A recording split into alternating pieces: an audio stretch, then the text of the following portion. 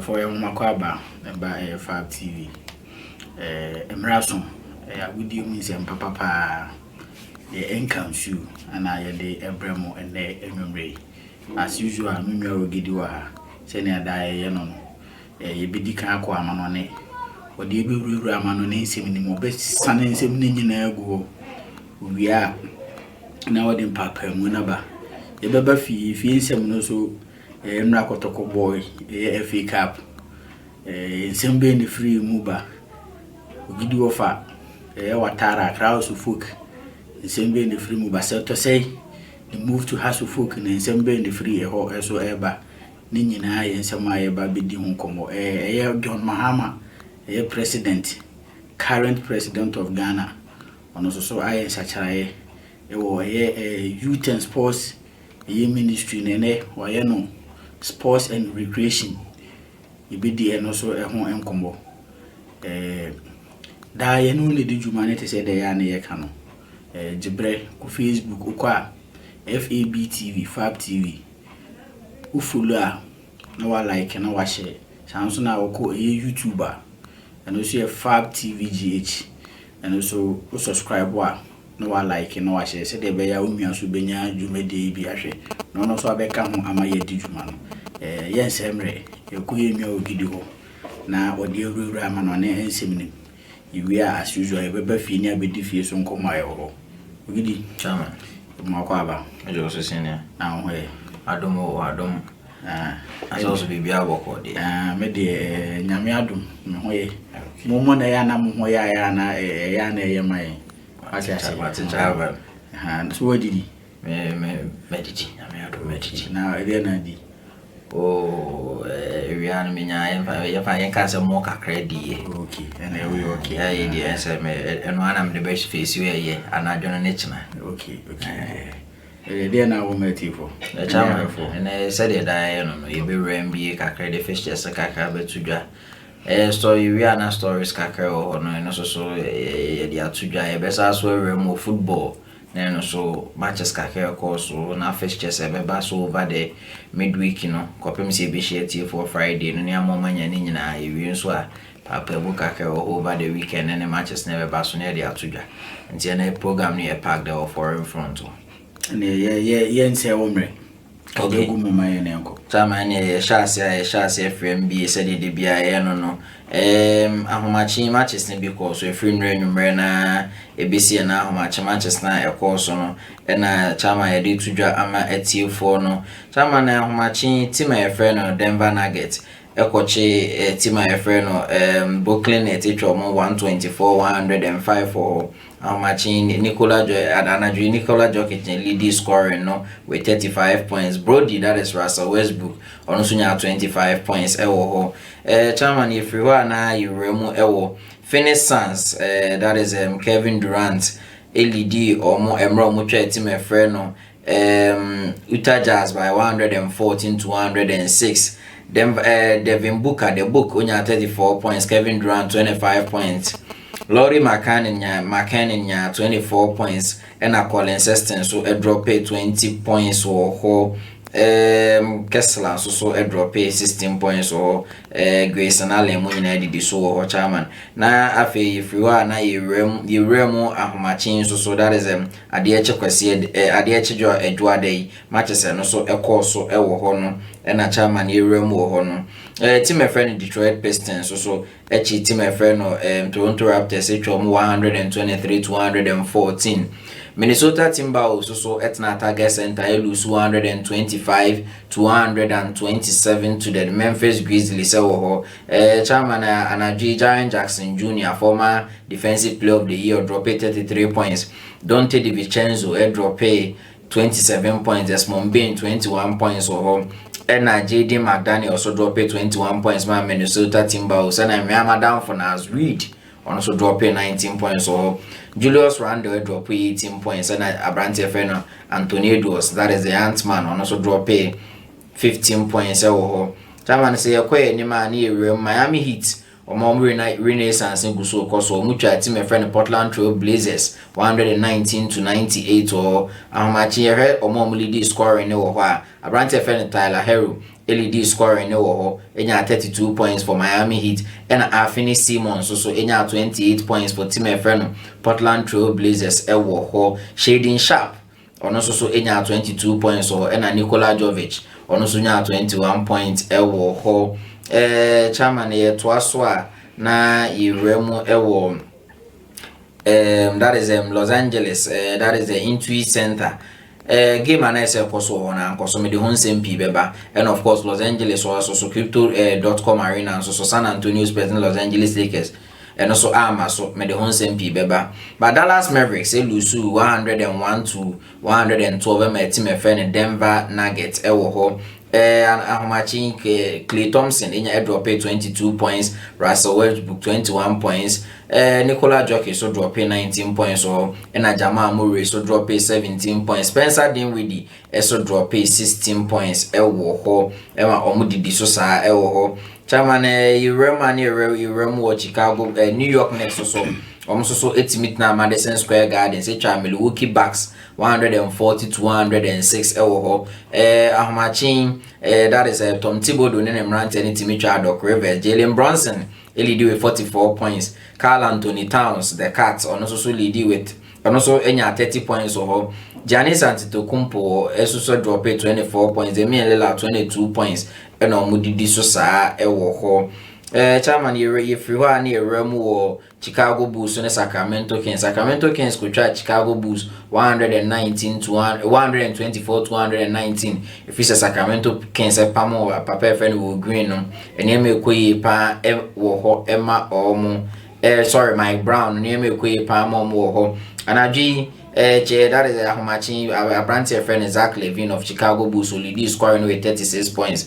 De'Aaron Fox 26 points. Domantas Sabonis Onosunya 22 points and Adama DeRozan so drop 21 points and Malik Monk so drop 18 points. Chairman say if you are near Boston Celtics almost so almost na fi na omutwa team a friend New Orleans Pelicans 120-219 we dey ye pa nti papa friend no that is Joe Mazzulla on the Mranten netina TD Gardens enya a slim victory or just 1 point. Jason Tatum 38 points. Trey Murphy Jr. drop 30 points or and that is Murray so drop 26 points. Costa Porzingis so drop 19 points. So and Jaylen Brown last year MVP of the NBA Finals on so drop 16 points. Zion Williamson waba back. Moria Mills, Moria Mills no, and the boyfriend no, also drop 16 points or and CJ McCollum drop 13 points.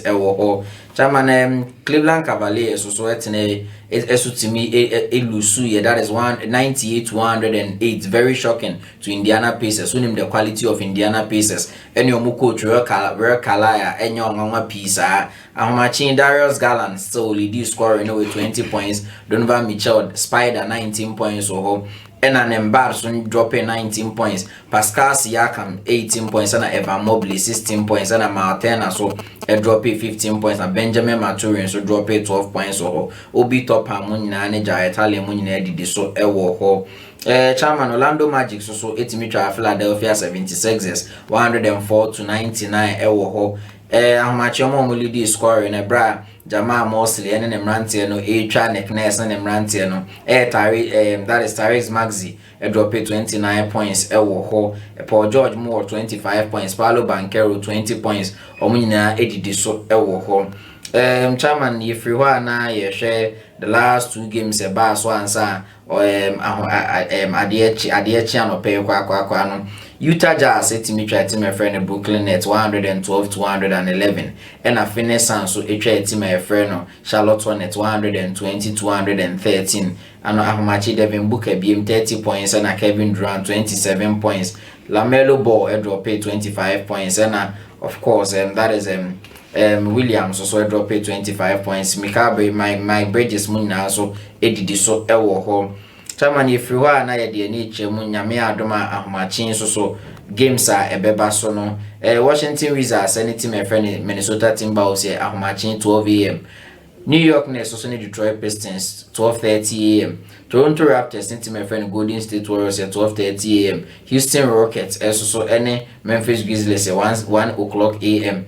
And Los Angeles Clippers and Miami Heat at 3:30 AM. And team friend Los Angeles Lakers also San Antonio Spurs 3:30 AM. Until after say na Los Angeles team receiving matches no Los Angeles has started airball games ewo the NBA nim nyame adoma fixtures ni bi so ho ebeba nyame adoma Wednesday Indiana Pacers and Cleveland Cavaliers, Philadelphia 76ers and Oklahoma City Thunder, Atlanta Hawks and Phoenix and Chicago Bulls and team friend New Orleans Pelicans, Milwaukee Bucks and Sacramento Kings and Dallas Mavericks and Denver Nuggets, Portland Trail Blazers also any Brooklyn Nets games we ebeba so Thursday and home match and Thursday no and also see 3 AM home.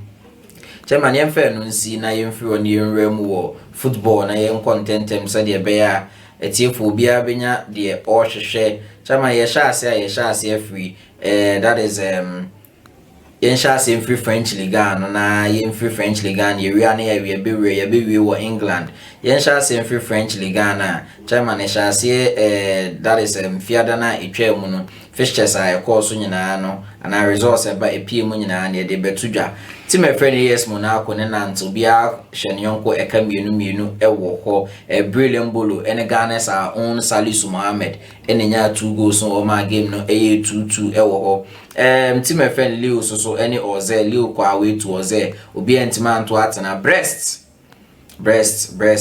etimi share Miami team Olympic Lyon by 2-1 ewo ho that is Ludovic Ajo Kenya go my team friend breast na Jordan Berry 2 so enya consolation na Lyon share ewo ho ni se kwache team friend Star Dreams shomo by 4-2 ewo ho Abrante friend no Evan Grisand enya go wo ho ena la boarding so enya that is ono so nya brace ho ena Abdi so ehye go back ho ema tima friend no Nice ho Olympic ma say to start drain ekosho by 2 goals to 1 wo ho Abrante friend Kalimuendo former PSG attacker nya first goal but Mason Greenwood ene Adrian Rabiot 2 goals no ensure say team friend Olympic ma say nya victory Lance Shelley have by 2 goals to 1 Anje eto amompe kwoshomo by 3 goals to 1 Strasbourg so che Toulouse eshomo by 2 goals to 1 o Toulouse na FA ena e Parc des Princes PSG so che Saint-Etienne eshomo by 2 goals to 1 Osman Dembele that is Dembu no and as a Mosquito no nya 2 goals so ena Davitashvili ono so enya consolation ema team a friend Saint-Etienne e wo ho almost standings now. Paris Saint-Germain after 17 round of games of 43 points. Olympic Marseille 36 points. Team friend Monaco 31 points. Nice 30 points. Lille Metropole 29 points. And Olympic Lyon Dessis with 28 points. Tema head top scorers chart now. Mason Greenwood 11 goals. Jonathan David 11 goals. Osman Dembele 10 goals. Bradley Barcola 10 goals. And Evan Grisand Ivorian so share 8 goals. Ewo chairman if you are na Yuremu ewo that is the German Bundesliga no so matches are eba so over the weekend no na financial same Friday team friend of Borussia Dortmund na Signal Iduna elusu by 3 goals to 2 Emma Xabi Alonso Olano enene with bio for Leverkusen no Nathan Teller sweet goal enonya oho and Sir Patrick Schick who can stop scoring or shape 2 goals can Jamie Gittins enya consolation mu back when I say who Gurasi from the spot ono sunya ema game near 3-2 in favor of team friend by 0-4 Leverkusen Central Frankfurt Omama Mush over the ABA bedroom next week Manchester City player no only the only go emra Central Frankfurt share team friend St. Pauli wo ho Mainz 05 sorry she team friend no Bochum into Bo Henriksen wasaka no hu biem the striker friend Jonathan Burkhardt any nya first goal ho na Jonathan Burkhardt na san ball second goal emro mo share Bochum by 2 goals to no Bochum mesiafi den amobeko Freiburg share Austin Car by 3 goals to 2 ewo ho Freiburg enya 3 goals to 2 ewo home striker Vincenzo Grifo enya goal ewo ho na chairman if you are near Remo Hedenham so share Union Berlin by 2 goals to 0 very surprising scoreline by Hedenham master take it come home Wolfsburg so echi team friend TG Offenham Eshen wo no fee the Algerian Mohamed Amora enya the only goal ML team friend of Wolfsburg ewo ho Bayern Munich very flimsy penalty and omoje wo ho de my team friend Bayern Munich Bayern Munich edinya penalty Harry Kane it was a converted a penalty no ewo ho my team friend Bayern Munich other than that nanka Bayern Munich any team friend no Borussia Mönchengladbach game na a very close game pa Michael Olise any penalty no ewo ho Bayern Munich nya 1 goal to 0 through Harry Kane from the spot team my friend RB Leipzig so etnf share team my friend no Werder Bremen by 4 goals to 2 Javi Simons already 10 about 2 goals Benjamin Sheshko share back and a Baumgartner so enya go back on so ewo ho Michel Weiser former Bayern Munich fullback no enya consolation money back team my friend Werder Bremen and Oliver Berke among for Becca in the Premier League fans no Becca in the power Sheffield ono so eberem wo ho sesi Werder Bremen onya goals baako Suga so Abrante friend Dennis Undav go no share na separate omo from team friend Erzberg and as Erzberg over the weekend wo ho nti Stuga eche Erzberg by 1 goal to 0 after 16 round of games Vincent Kompany na Bayern Munich lead with 39 points Bayer for Leverkusen 35 points Central Frankfurt 30 points Bayer for RB Leipzig 30 points Mainz 05 SO 28 points, Freiburg got 27 points, Stuttgart got 26 points, Nuri Sahin and Borussia Dortmund and I said Dortmund BVB almost 25 points at the 8th position. Hedenham it also was your hosting car and I'm now for Bochum a feed MCM or more just 6 points. Chairman you heard on top scorers chart now. Abrante friend Harry Kane share 15 goals, Omar Mush 14 goals, Jonathan Becker 12 goals and Patrick Schick also share 11 goals. Chairman if you want tentem na yinko remu ewo Italy. Yes, Italy enrem wo Italy riani akọ Spain. Real Madrid for na ede be bom chamso ne. Ede be bom chamso nti enrem wo Italy a Como ne Lazio bi a hye ne yonko eka baako Bulai dia ne nya first goal na Patrick Cutrone enya equalizer no wo ho. Udini estimate na freely ene team e friend Atalanta and as a Blue Energy Stadium ene team e friend Atalanta obi a nhye goal. Empoli etna efe lusu by 3-1 ema team e friend Lecce ewo ho enti Empoli atna efe elusi ewo ho abrante efe ne Tete Morente Kristovic ene Kristovic subo 2 goals ho ena Kakachi enso enya consolation ma team e friend Empoli enti Empoli atna ne fie elusi Torino ene the Draw Masters ewo that is Derby della Monim omone Juventus obi a hye ne yonko eka baako enti abrante efe ne Kenan yo de senya first goal no na Nicola Vlasic so enya equalizer no wa team efe ne Torino. AC Milan, yes, they are back into the league after some kwaji Super Cup no. Alvaro Morata Martin Bohanya first goal but Zotea enya equalizer no my game no 1-1 ewo ho nti papa efe no Conceição when winning the first game in the Italian Serie A na San Siro. Genoa enya 1 goal, Patrick Vieira enya 1 goal a odi winning against team efe no Palma ho abrante efe no friend drop enya afa only goal no enya ema team efe no Genoa. Inter Milan Matteo Darmian ekonya 1 goal mo share Venezia by 1-0. Game of the weekend Bologna any team efe no AS Roma ewo that is Roberto De Lara abrante efe no Alexis Salamakes enya first goal no ema team efe no AS Roma. Thais Zalenga and Luis Ferguson from the Sport ema game near 2-1 into the dying embers of the game and a penalty ball John Lukuminsa that is the Colombian and a attempt Dobeko converting coolly ema game no 2-2 ewo ho into team efe no AS Roma ne Bologna obi a hye yonko eka mienu Napoli, yes, they are back on form she team efe no Verona by 2-0 abrante efe no Lorenzo Montipo enya ongo ewo ho for Verona ema Napoli dinya 1-0 chairman unya Frank Zambo Angiza go ni ebi nhwe ya chairman ko pebihwe what a goal by the Cameroonian ewo ho isi a kase so Monza ene Fiorentina guso koso that is abrante efe no Patrick Churia ene abrante efe no Daniel Maldini the great Paolo Maldini bano enya 2 goals ema team efe no Monza ho but abrante efe no Lucas Bertrand enya consolation ama team efe no Fiorentina. Rafael Palladino a return to the former club en so betimenya equalizer no ewo ho a chairman ye almost standings no Napoli about 20 matches or 47 points. Inter Milan about 18 matches or 43 points. Atalanta 19 matches 42 points. Lazio about 20 matches or 36 points. Team Efreno Juventus about 19 or 33. Fiorentina about 19 or 32. Bologna about 18 or 29. Team Efreno AC Milan about 18 or 28. Ewo ho nti AC Milan tosu 8 ho. Asia ho Monza omo 13 points. Venezia 14 points. Ena Cagliari so ewo 18 points ewo ho. Chairman you heard top scorers chart na abrante efe no Matthew Retegi we Prince Oguso da top 12 goals, Marcus Thuram 12 goals, Moise Kean 11 goals, Ademola Lookman 9 goals, and Romelu Minama Lukaku Bolingoli so ashe 7 goals, Onetati Castellano no sene Emrante Dusan Vlahovic, Lorenzo Luca, Patrick omunyina didi so ho chairman na yemfri ho na yemremu ewo Spain near Spain La Liga na ekoso no near matches over the weekend the team toja in say Real Madrid and Barcelona dem kobo classico no into omo game no omo de omo games. Raul Vallecano echi team finish at Vigo esho by 2-1 ewo ho into Nico Perez by no obo adwuma yi pa ochi team no that is Celta Vigo esho by 2-1 wo ho chairman if you ani akọ Hirona toa Alave eko share no by 1-0 ewo ho Solis Romero John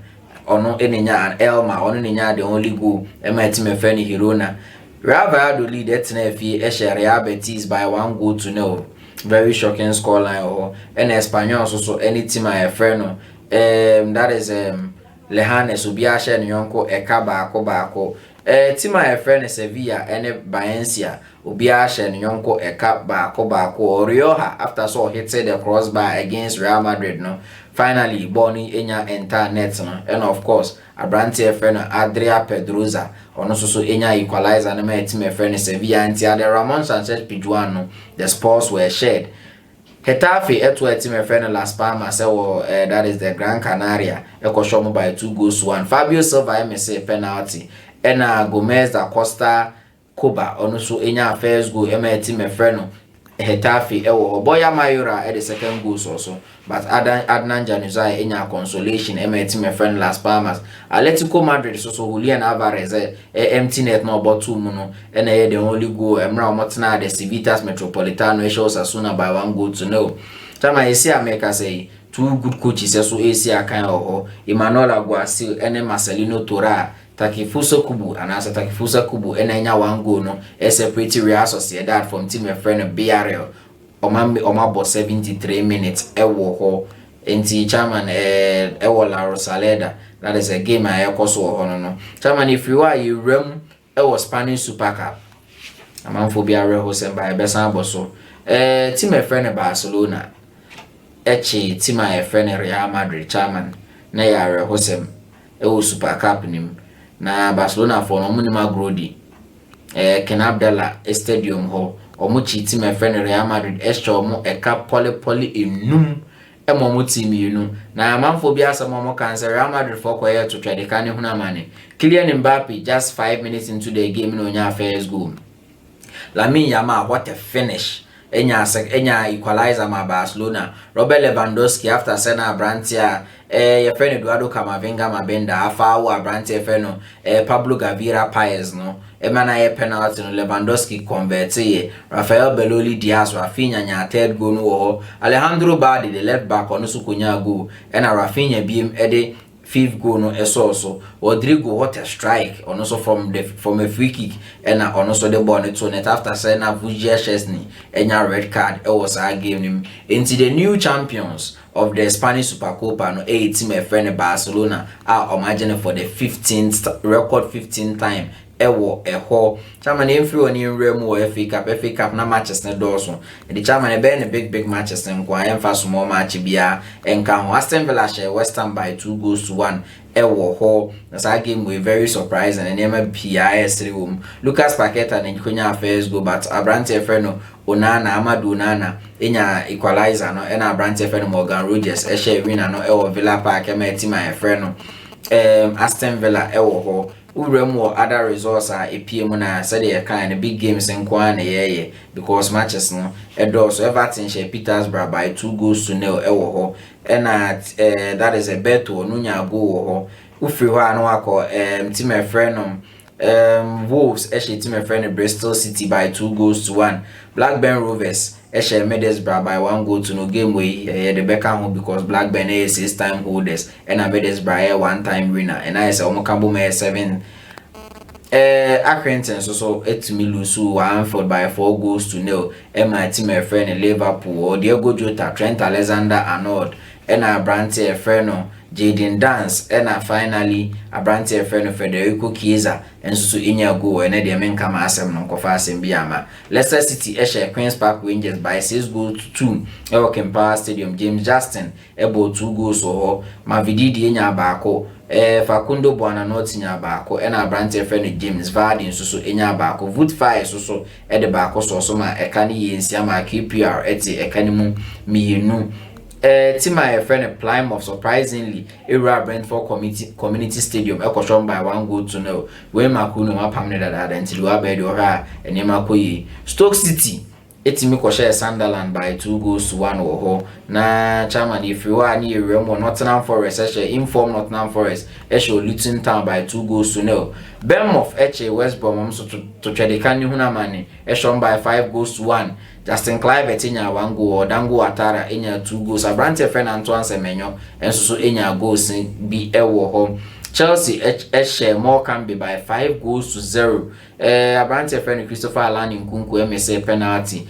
but Tosina Darabio Nkunku na biem ena Abrante friend of Joao Felix enti Tosina Darabio 2 goals Joao Felix so 2 goals na Christopher Nkunku so enya ema na 5-0 team a friend no Norwich Etna if you lose by 4 goals to 0. My team a friend Brighton and Hove Albion Julio Ensuso Munina goals or Manchester City of course almost share Salford City by 8 goals to nothing. Leeds also share Harrogate by 1 goal to 0. You Remo Tottenham after extra time and share Tamsworth and league side no by 3 goals to 0. Crystal Palace also share Stockport by 1 goal to 0. Ipswich also share Bristol Rovers 3 goals to 0. Newcastle also share Bromley 3 goals to 1.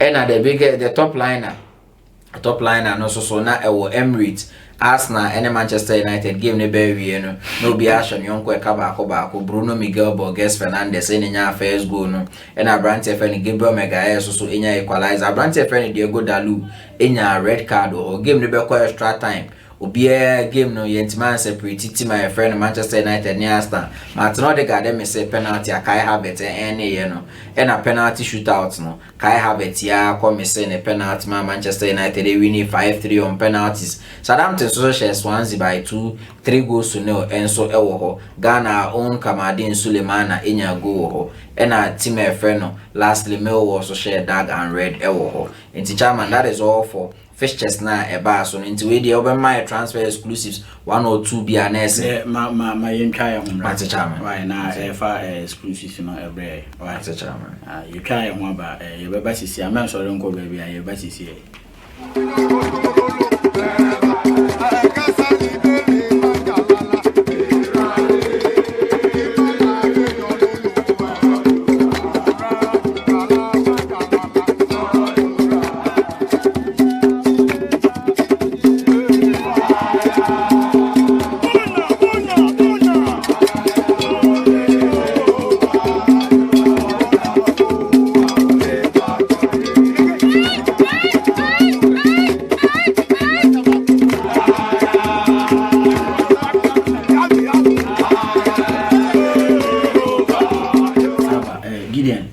exclusives no to us my chairman ma mention as free MBA communications me mu no sama mate won say me di kind ball game bi so set team e friend no Minnesota Timberwolves say lose 125-227 team e friend Memphis Grizzlies na no na branch e friend Anthony Edwards the Ant-Man wakonya issue ya cost fine by $50,000 or NBA fines the ba chama kese onko ska kese onko because of big contract equal players no na chama na branch friend Anthony Edwards me obehwe na no kase because this year ya fine for $100,000 and $25,000 for inappropriate ways and as say because abon bia intimin kan we fidie so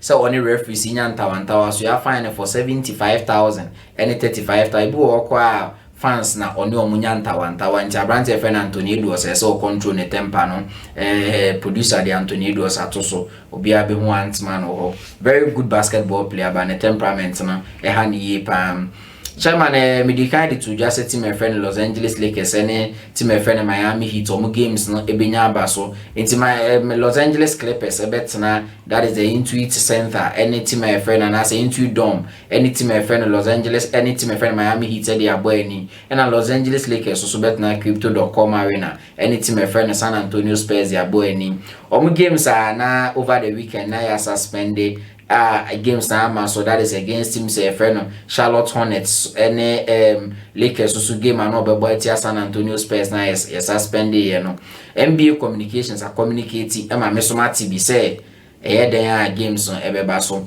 say chairman jashishe bi ekoso e Los Angeles a chese for the past bro 1 week kwai go so ekoso mo friend the Palisade Fires ekoso a chairman over 5,600 structures na national land mass or and I say land size so that is 24,000 acres of land and national and a nipa 105,000 evacuity free baby say omo and a nipa 16,000 so report say omo ewo ho na chairman areho sem say Los Angeles Lakers omo coach friend JJ Redick chairman ono so ni fee ashe and a branch friend Crespo ono so edi abetu dwa say Crespo ne da so no hye ne San Antonio Spurs Jesse Camano or a former Los Angeles Clippers a point guard and I say a man for born and is a point guard or on so any that's one so I report so in the family of my evacuating and 700 pa chairman NBA Hall of Famer be ye be born abaso emra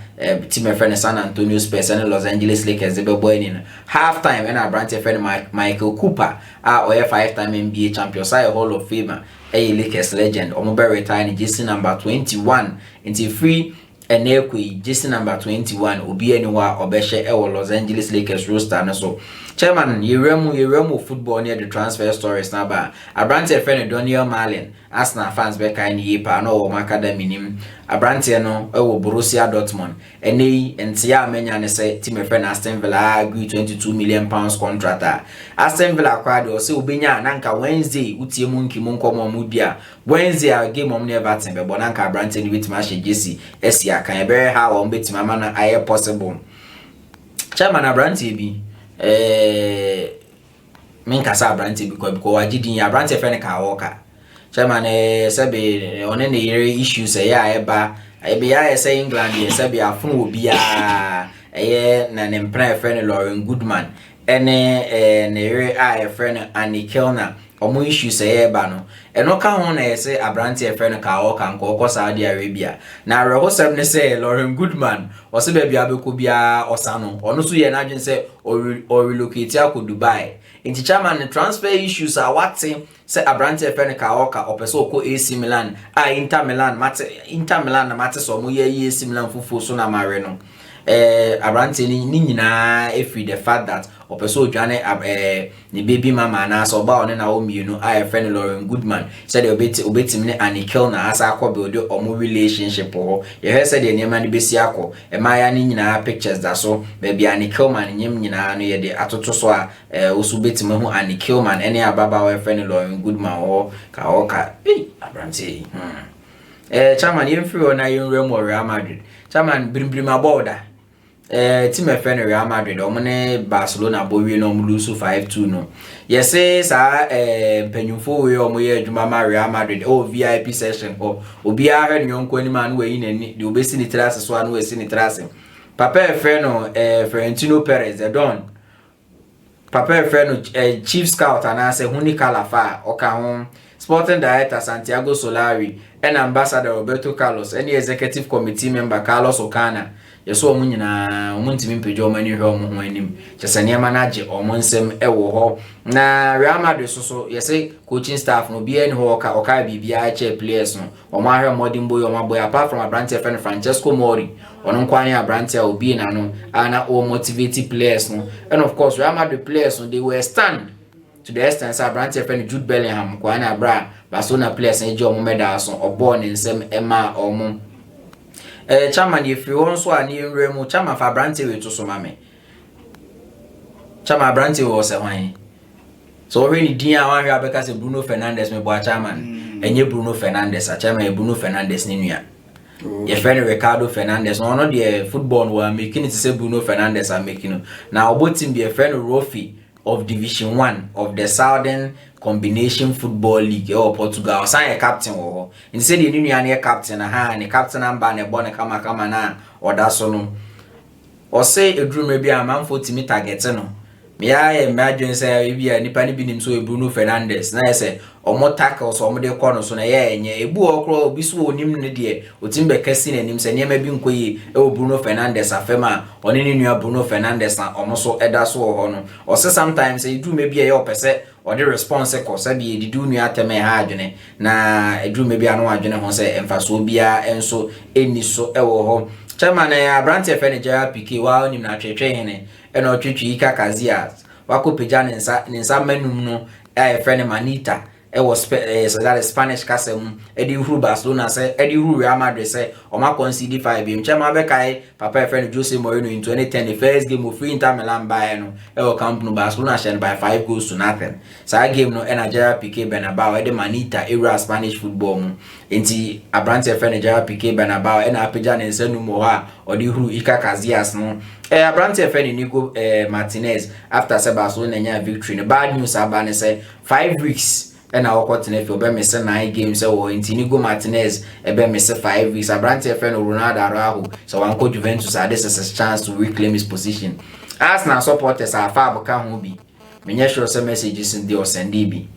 See Instagram messages almost send the come Abrante friend Kai Havertz yere no. Obi kura se obewa akukun sebi Kai Havertz ne bana ababa wa nenyem na omo announce no November no. Oso be wura Abrante friend Kai Havertz fi akukunu. Aden ya Kai Havertz akwose penalty against Manchester United. Chairman name be say I say condemn. It's football, sports. It is meant to have fun. It doesn't have to cost a man for lives. Papa friend Don Carlo Ancelotti so say game na course on between Barcelona and Real Madrid, Kylian Mbappe, Real Madrid players or muchie papa. Into no there even though say Real Madrid lose no oba Abrante friend Kylian Mbappe abaso. Chama for Abrante we to so mama Abrante be am rebi no da makoma so ye pass monkey former the team friend of Fenerbahce, former Udine, any former AC Milan, a defender no. Chairman will retire at age 35. Tibo Abrante with Liverpool pen ye pam rebi. Na chairman will say Nenia aji nyina when he carry a money say or ending was Milan na or ending was San Siro. Ewo ho. The last game of boy was on May 25. That is a 2024 against him friend Salernitana. He has been a free agent. So club will be out. Say clubs ba, but on one and not on pe baby or retire no. Na ope team friend Sporting Kansas City so epe Barcelona omo B team the captain as a Barca B captain friend Unai Hernandez no more plan is on between $2 million to $4 million am team friend Barcelona but no so easy sir because every teams with sell Hernandez na Alaves so matter say o money tete wa omo pe Abrante or the screen so a friend no Unai Hernandez wo chairman okaya message side there bibi ebedi ho nkomo ade eche na winter mfra maybe abebo ase bibia e friend Storm Darag abebo ase bibia na team e friend Everton na Otna Goodison na host Liverpool. That is the last fixture na Goodison e hosti ansa team e friend Everton next season mako Bramley Moore Dock Stadium akobo home games wo no last message side there bia na Goodison host no enyama so chairman matese Premier League impenium for na schedule February 12 and also it hinges on the fact that team e friend Liverpool ebe the first 8 said they be avoid the playoff e wo UEFA Champions League nim sa playoff no that is a round of 60 ebe so that is on the 11th and 12th of February and a second leg so 18th and 19th of February. To say Liverpool e so that first and I say ura first 8 nim dia any bibia ni wa e be 6 game na no kwan Everton Liverpool game ne beba so to my friend Bayern Munich chairman so aboyerem say omo pa Abrante friend Kobe Menu ageni Mboaten chairman Kobe Menu so pay 200,000 a week from my team friend Manchester United and na Manchester United I imagine say ehene haye ntuasa and Abrante no so any agent has started so omo per club ne contract e be win the year 2026 and as summer 2026 chairman Manchester United wage bill na mediato so no Abrante friend Kobe Menu just £20,000 so Manchester United and fa omo poly edu man nyesa ade na contract ni wo on sign bi mo be ko free agent chairman na say Manchester United sign Abrante bi from Paraguay friend Diego Leon wo be rem e Manchester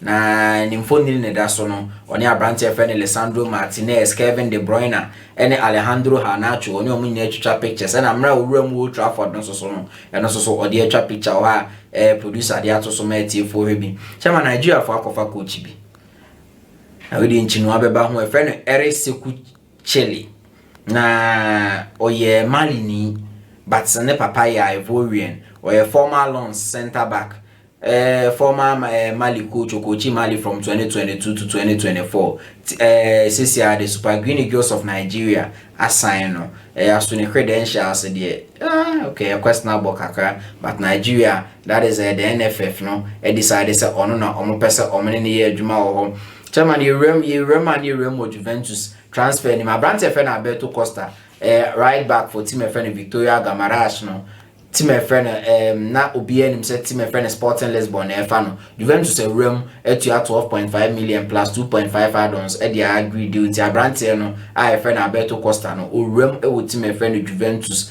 ebra make say amatim bi so ho aka wa onua Frances Fabregas okomu na Ivan Fresneda onim so afa na wi former Real Valladolid right back no Sinakama Sporting Lisbon no nti na abrante efe na Alberto Costa eco replace no Sporting Lisbon but said the NMC ko idi a Juventus afa ne de enya ade a Ivan Fastneder deal no nti a menya ne se beba so ti me fe ne Palmeiras ne president a efe ne Leila Pereira ena me busa nse papa matesa abrante efe ne Victorious waton na wi no se da bi official bid de om di bia baba score de buy na eso nti se Manchester City e decide se sky e no de be man ya e de bibia anyway si ho kwa se Victory se be kwa kusina kan ya mati me fe no Manchester City chama no kai abrante we dojele nene Mali ni o kai o she wonderful goal emra Afcon e ba so Ivory Coast no o ya be Salzburg Wenger and as a playmaker ho abrante no Manchester United say ekwan beda ne ho be person be fa no e de na akọ Old Trafford a very exciting transfer power especially for Africa.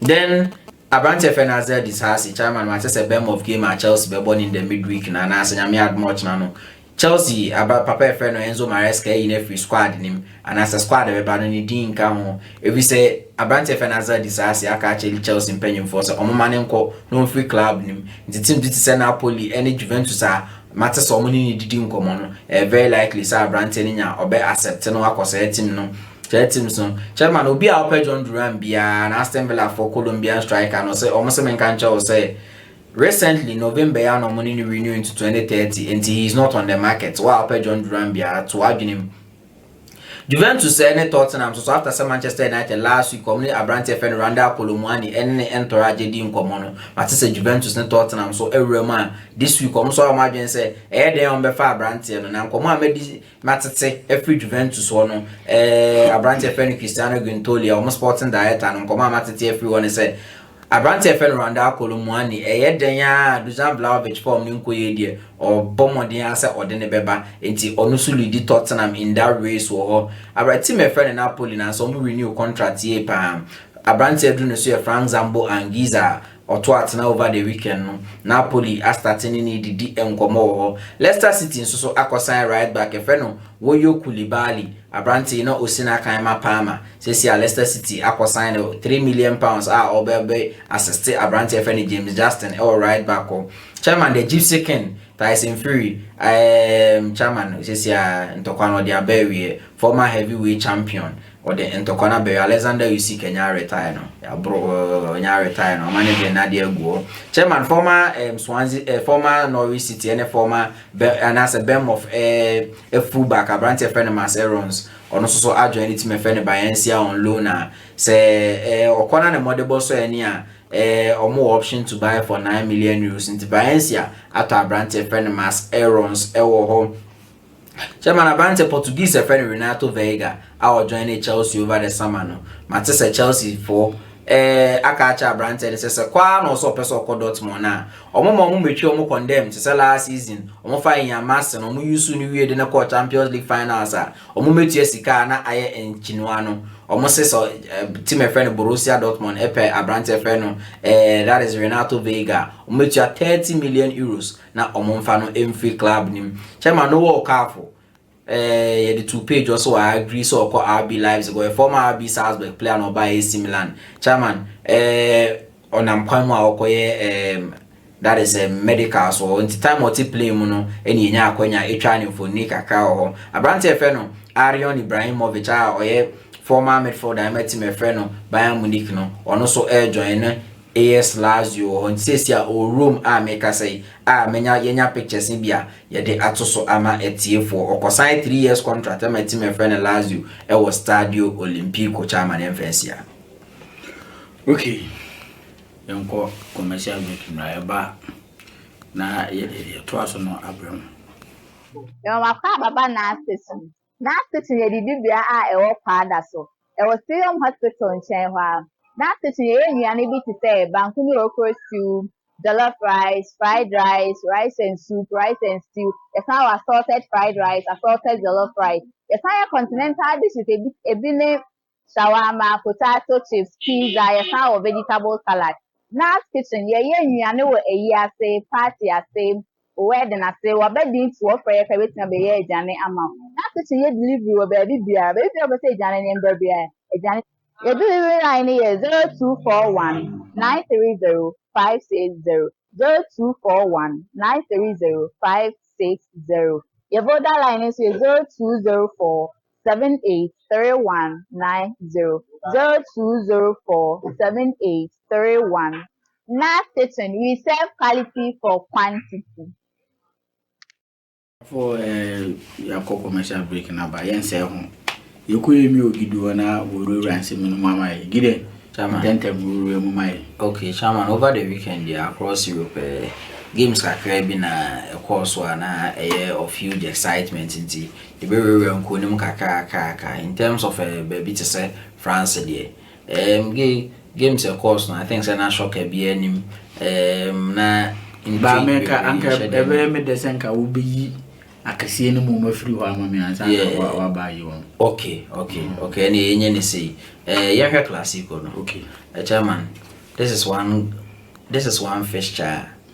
Say you jina so epamu coach anka Don Carlo Ancelotti, he shouldn't be in a job.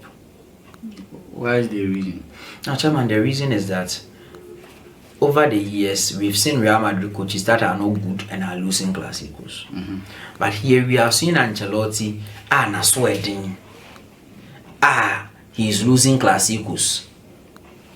Chairman, okay, maybe Xavi Hernandez Remo Santiago Bernabeu, but coach on by 4 goals to 0. Or no one about David Ancelotti say, come on, look at the guy. Abrante Fen Osman Dembele or Chechen Nacho Fernandez sa. But Abrante ni jina game ni ma Nacho Fernandez Iglesias jina game ni ma kopem say game ni e kawie and saw the David Alaba to Kumbo cover left fullback and things change. Real Madrid fans Ubi or Real Madrid game bia who say Aurelien Tchouameni as an interior defender alongside Abrante Fen Antonio Rudiger no boy against team friend Barcelona, they would like to expose you. Now they will draw you outside from 18-yard box. Now team friend Real Madrid best offer. Difference I want near Abrante Fen Rudiger. So Rudiger is very quick. Say Enrique said you'll be a corner. Obuwa or a very slow off the block. So we to say Abrante Fen using boats, the world's fastest man. But Abrante Fen Tony Rudiger or you're very quick off the blocks and or shame can say or shall say very well and normally tells him when it comes to football America there short distance and to say long distance for maybe a letters no. But Aurelien Tchouameni, not only does he not have that, he is slow. So deciding to pit him against Abrante Rafinha might be Lewandowski, but he wasn't the one marking Lewandowski. So on the day Don Carlo Ancelotti, despite all my love for Ancelotti, all my respect for Don Carlo Ancelotti, on the day he let Real Madrid down. On the day the system didn't work against Pape Fernandes. Instead of say Ubi use Abrante Fen. Of course, that's Raul Asensio. Maybe a new option than that Raul Asensio guy against Mallorca. When game nimu then he was the one who was subbed in and game nimu Real Madrid be cast on the shell goal and also creative goal no. But Real Madrid began to attack more and omunya eventually omu breaky team friend Real Mallorca. So per your analysis you should have started Saga Raul Asensio than Tchouameni but at the center by pair with Abrante Fen unless yes unless it's only Don Carlo Ancelotti a track record, he will never do this. You cried and you cried menu. Yes. Oh, many coaches would have done it. When him say many coaches will put a crowd in a better say Alex Ferguson could have done this. But in a better firing line him, so on man. I know the some of the coaches will do, but not Ancelotti. So only Ancelotti track record. It isn't Ancelotti. It is not. We are talking about a man and now Oba Alessandro Costa Queta in 2006. Tchouameni naturally in recent times as a holding midfielder. No, say easy as a backup center back. Yes, come round to the Champions League. Recently, we be new or be sure also born a camera. And he be proud to this top game. Now he will count on this in experience than he be have Abrante Fen Asensio. Chairman, that is very. But maybe I know where you are going to say Ura game ni muna na enyema nkoyema. He should have done that earlier. Yes. Then another thing, Real Madrid midfield against Barcelona midfield. Chairman, more beyond that out. When Real Madrid face Barcelona, they are jittery and they are scared. It doesn't matter who is playing. Even if Barcelona decides on Befield, they will still be scared of me. Chairman, okay, Mark Benamo, Equatorial US, no. These are kids. Yet Real Madrid on the day almost of our papa. Then first class equal. Mark Casado, Satan no be replaced. Your brand friend Mark Benamo and Cherry. But look at how he controlled the game. And the guy is just 18 years old. Mark Casado. Even Pau Kubasimo 17, Lamine Yamal 17. But Real Madrid, when Lamine Yamal crab on, they were back paddling. They were praying and clenching to mother life, say, death don't take me. They were scared to death. And it all stems from years now Lionel Andreas Messi are tormenting him over the years. So the lives of Andreas Iniesta and Xavi and Andres Cruz. Chairman, these fears, they don't leave you so soon. These fears, they don't leave you so soon. So I was thinking, say, around FN Lamine Yamal, they be a same way. The biggest mistake at Real Madrid in their history was that hat-trick around FN Lionel Messi against them when he was just, I think, 19 years, right? Yeah.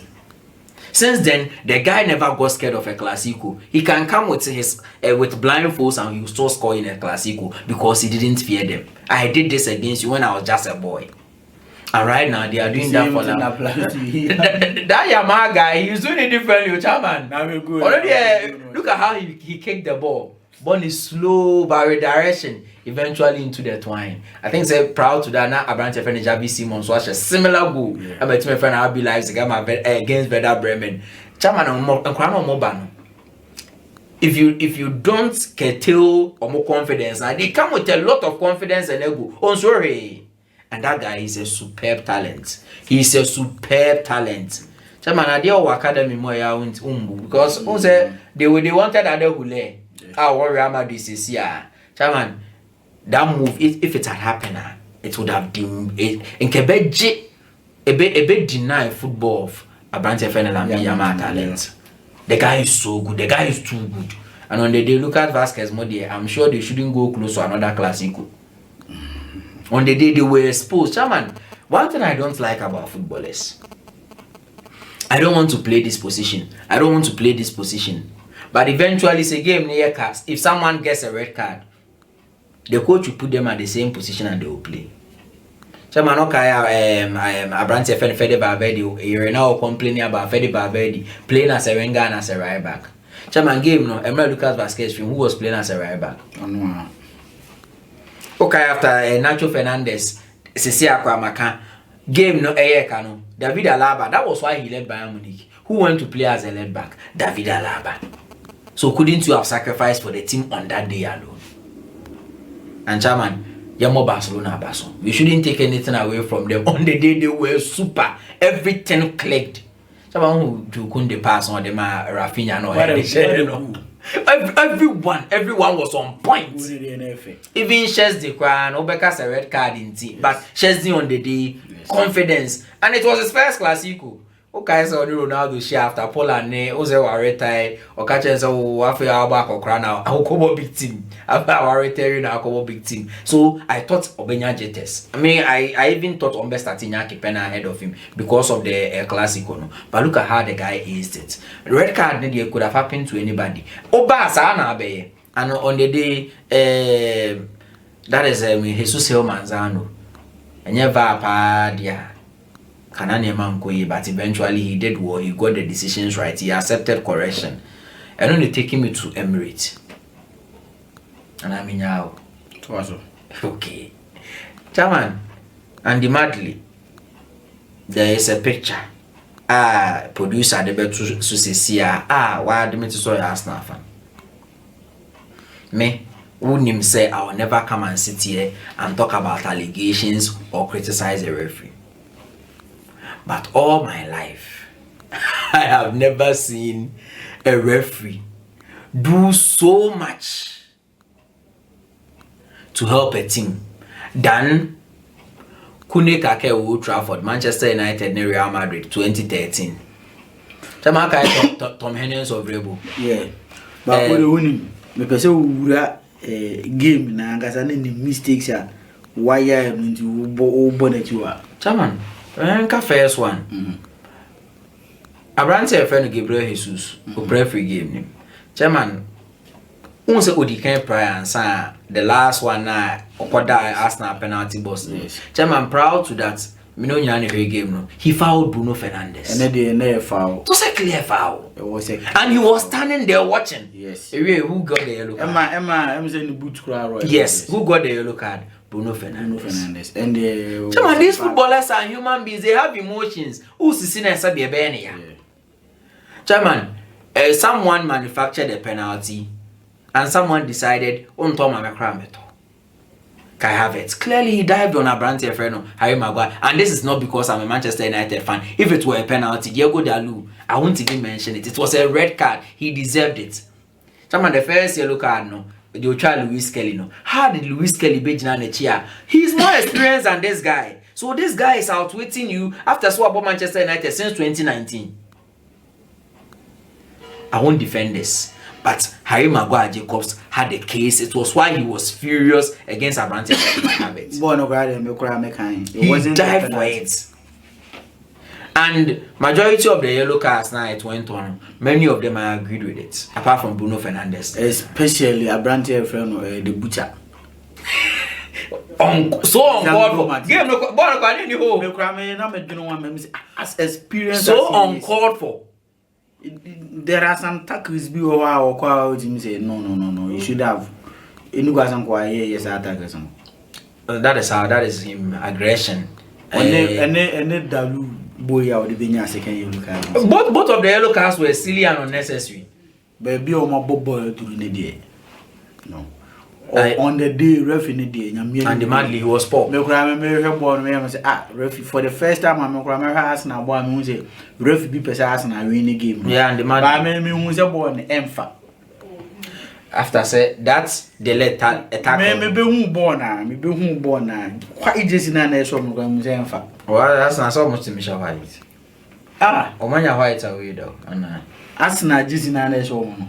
Ada on the day na nkasa no hwe white ahonche no more red chairman unu me say just ni dey no chairman say omo ne Adidas for na team up ana omo de say jesi na dey aba and say jesi no omo de ye like omo de promote peace. Okay. And they are speaking against violence. There's a gunshot stabbing. No. Youth London. Oh, that is very nice. Almost starting the 2022. No. Okay. And almost started. This is their 4th year or more. And as Nash are match in the especially in their 12th game and retire for. Let me show some Jack so says Chairman on out here so people are laughing to the just the Arsenal the only behind in the game they no referee and on the day they were so unlucky. Abrante friend Declan Rice should have gotten a goal for Arsenal. Goalkeeper no and then me dinner time but baby will be on fan by and there first half no Manchester United fans now. Match be my Tottenham against Tottenham boy League Cup semi-final, quarter-finals. Oh, your boy this in now we call him. Ball no punch him again. He should save the ball. He is way taller than Abrante. Oh yes. And the confidence started from that penalty save, Martin Odegaard. Chairman Mobia made Martin Odegaard at time. It was a good penalty. Guy in the yard. Guy in the chair. It was a good penalty. Even can have a dear no. I dear lucky and power. Yes. I only mean now since I can have it on far power and you be that. I'm going to do a lazy player. On far power and you be that. But on the day, people are chastising Mikel Arteta. I don't want to feel Arteta and Arsenal lose. They had chances to score. Me, when I have a problem with a coach, is when you don't have remedies to constant attacks, Eric Ten Hag. When you can't create chances, Eric Ten Hag. These are when I have issues. And I say, when you had the sabe, take from Fancham, and I say, only more Juma. Me say, me one of the critics of Mikel Arteta. But the baby I'm criticizing Arteta and say, Ubia or Arsenal football be say Arsenal problem. Go pucha. So Arsenal na go pucha player Obama Arsenal even 17 goals and now 20 goals a season Arsenal can do something because ball move anyhow Arteta is building the team today. As a onwa and who or don't for me who the reason want to all rely on Gabriel Jesus and Abrante Frank have it. And the Arsenal the war because Arteta be you are being ungrateful. yes, because Papa no baby Arsenal free reputation and they were them Arsenal. What I say? Today teams Manchester United was defending against Arsenal. Yes. Even and Omudi red net you. Then the Man City could Liverpool could Arsenal ball. They are cautious. But let me I will say this on air. One of the fixtures are near born England. I mean slow back cry. Manchester United and Arsenal. We will beat them. For Chelsea. Chelsea for so cry no zoom Arsenal cry. By they are afraid. Yes. So Papa no, but he has to take the next step, and that is win trophies. And I agree with you. He needs someone who is a sharp shooter. Yes. Will be a ball on the can and I didn't say the team I want to score. Not someone a goalkeeper that for Belka called Lupi ball and for no so. Because on Arsenal body, they've created the chances, but see someone those yes. have chances. Yes. Obama na goals. Yes. That is what they lack. Yes. And Kai Havertz is not going to give them that. No. And yes, Kai Havertz is a bad player or no or Arsenal. They also will be our ball. But he's in a different mode yes. to what Arsenal need right now. Yes. But then more Manchester United are basso. In the last 10 years, some are conceded just 2 goals in the 3rd round. Conor Cody and Abrante and Gabriel Magalhaes. Coincidentally, we have centre backs, 1 for Wolves and 1 for Team Friend Arsenal. Then once again, Manchester United 16 matches against Arsenal in the FA Cup or mine 9-7.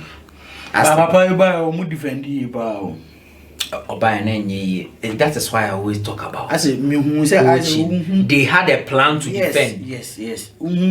In 2 years, coaches were scoring us with cutbacks. Yes. Now you need solution. This is the process. We know what we are doing. Man, we should have started you earlier. And giving him time. And I'll tell you one part. A man me over my house for the coach. Yeah. That is set pieces. At one point, that's now we're going short. He say never criticize coaches somewhere in England say Adi when him say yeah no be but they've been doing it for like 2-3 years now, and in 2-3 years so many teams have more than 4 bit time. They be also make England chairman.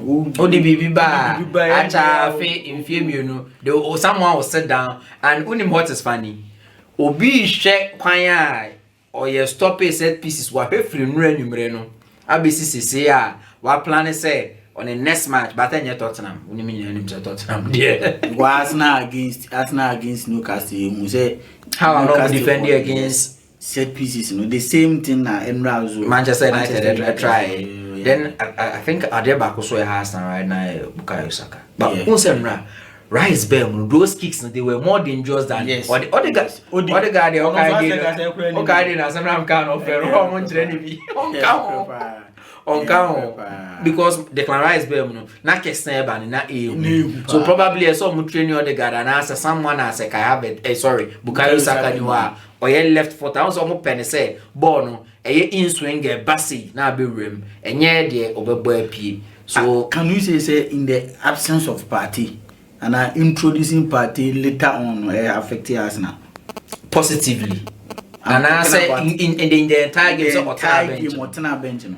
Because talking of set pieces, another part of how I will see moving the baby, especially the IQ and the physicality, and even how organizational wise. Yes.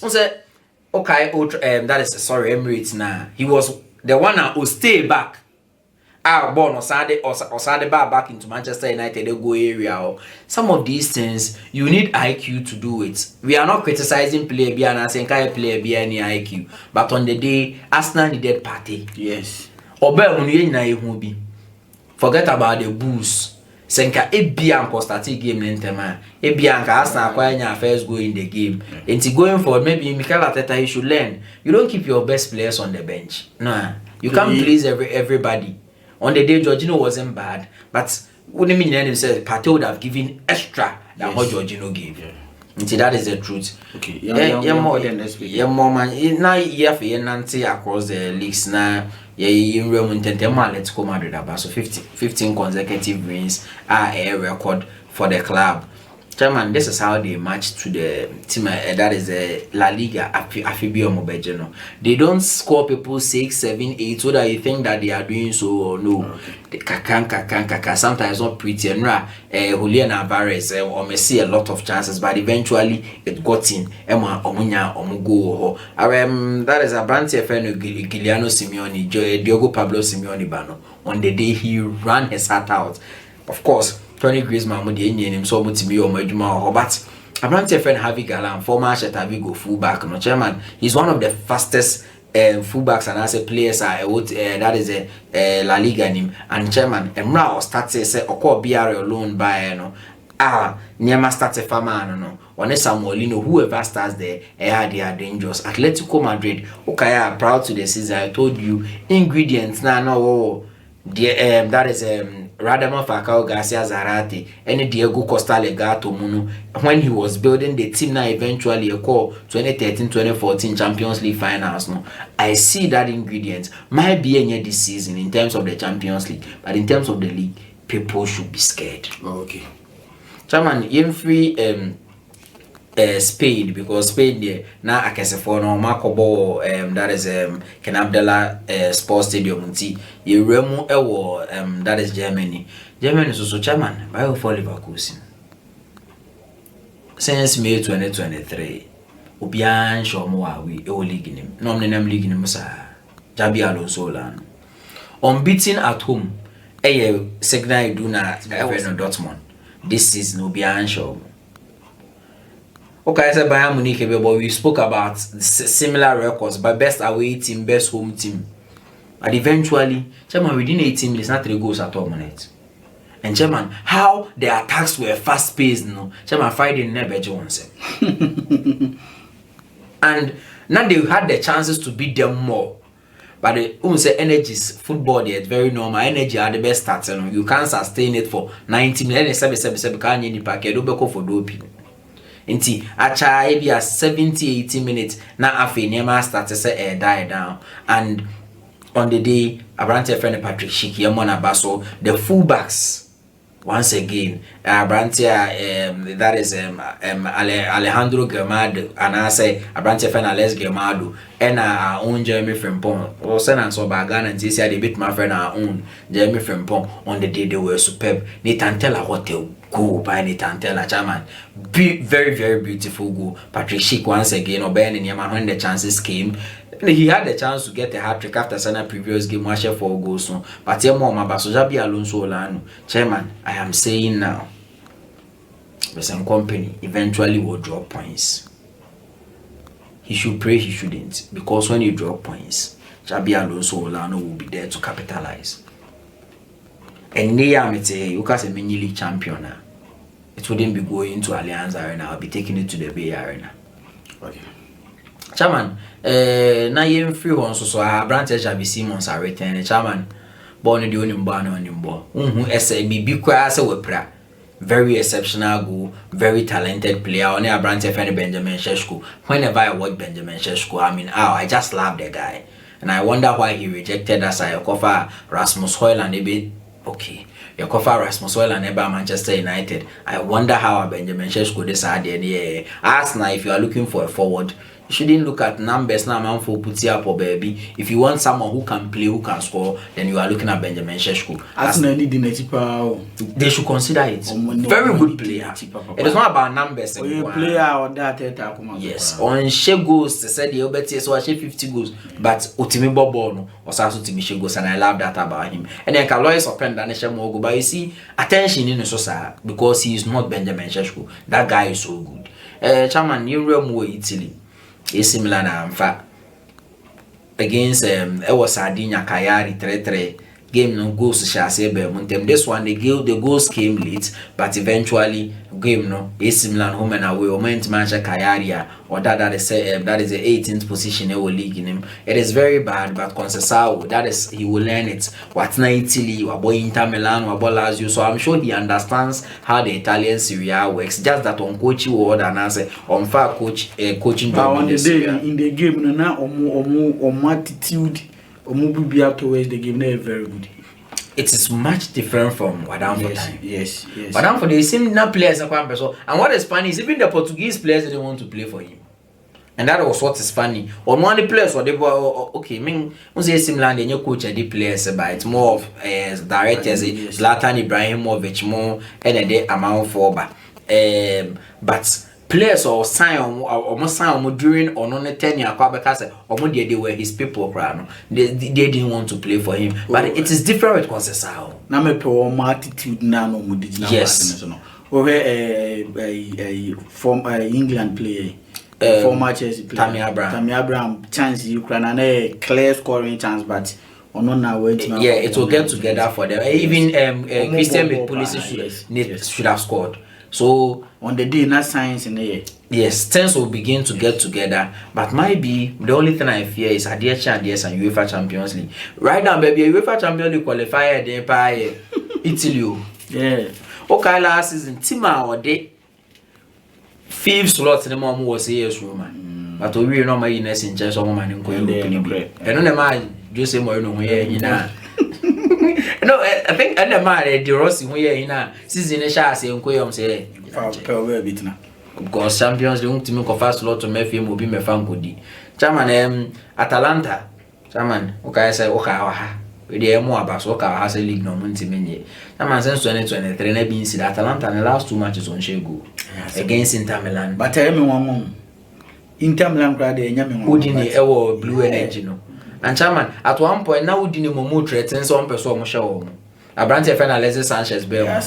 Very Nana Udini a very dangerous side. I'm a team friend Atalanta.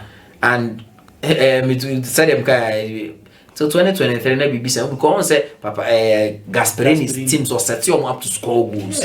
So Emra Juventus show mona almost Colus was Salernitana no. I felt it is one thing maybe a BCBM all the same match. Said say normal say game team be able 2 matches that was more go. But with Atalanta that is not what we normally see with Atalanta. I'm hoping say in their third game they will begin to find goals again. Ademola Luke Mamo will start to find the back of the net. Chairman Ewo. I think my last pick I will be the draw masters.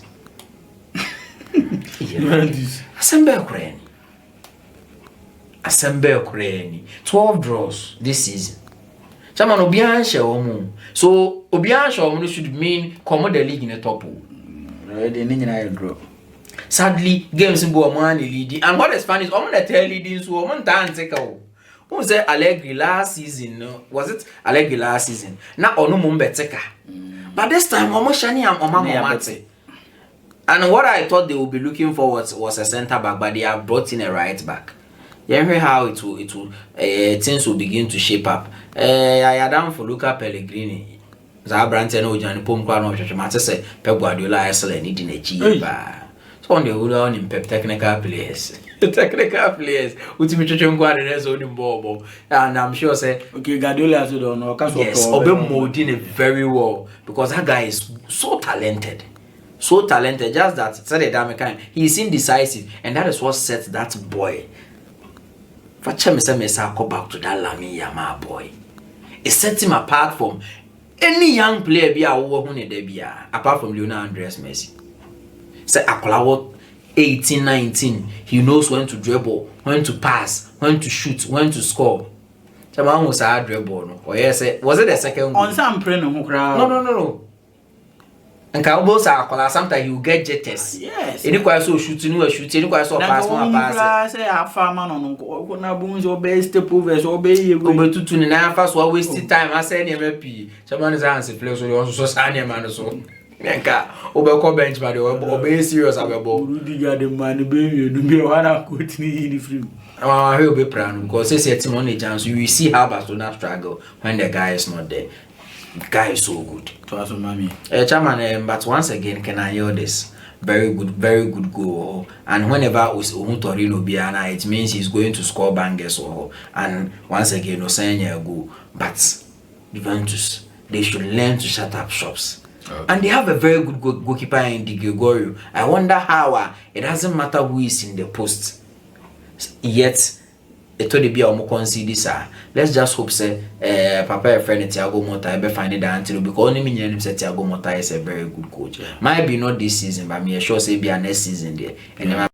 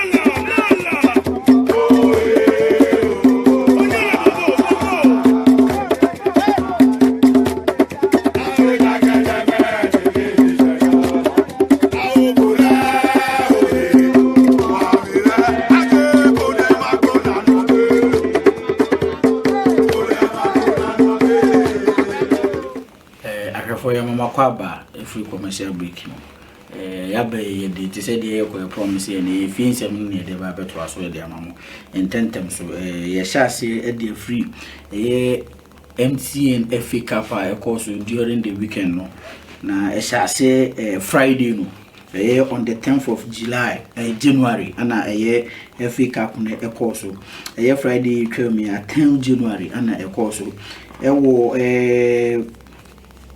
Tima e freno atram divisa omone eye kutuku Shining Stars ana isiaye divisa ehye miensa ema kutuku Shining Stars etimu eye baako and Saturday no so etoa so eye Northern City eso ene wa power omuhyiaye no omoko etipenku obi ahye no yonko eka miensa and omo the penalties ehye so ema eye Northern City share 5 ema wa power eso share 4 into Northern City ana a qualify this fixture a omoko omonim sanso na Doma United FC omoso so ene Techiman Liberty Youth ehia no obia antimi anto no yonko atena into omode eye penalties ehye so no eye Techiman Liberty Youth ewene eye 4-2 nti omoso a qualifier omo eko omonim sanso na Accra Lions omoso so ene FC Nania